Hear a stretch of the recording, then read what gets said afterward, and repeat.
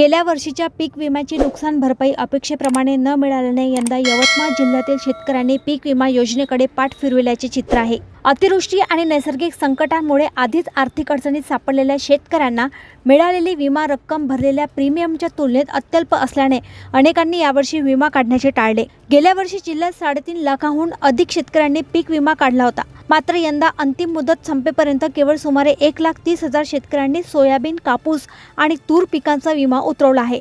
त्यामुळे पीक विमा योजनेबाबत शेतकऱ्यांमध्ये वाढत असलेली नाराजी पुन्हा एकदा समोर आली आहे। आज आपल्या परिसरात लाडखेड परिसरामध्ये अतिवृष्टीचा इशारा दिलेला असून गेल्या 2 दिवसांमध्ये पावसाची खूप प्रमाण वाढलेलं आहे। त्याच्यामुळे शेतीचं खूप मोठं नुकसान झालं। तसंच आज पीक विम्यासाठी शेवटचा 31 जुलै म्हणून आज शेवटचा दिवस आहे। परंतु पीक विमा काढायला शेतकरी जातात, त्यांना तांत्रिक अडचणी येतात। त्याचप्रमाणे प्रीमियम सुद्धा वाढला असल्या कारणामुळे शेतकऱ्यात निराशा झालेली आहे आणि पीक विमा काही लोकांना भेटला, काही लोकांना भेटत नाही। त्याच्याबद्दल शेतकरी हवालदिल झालेला आहे।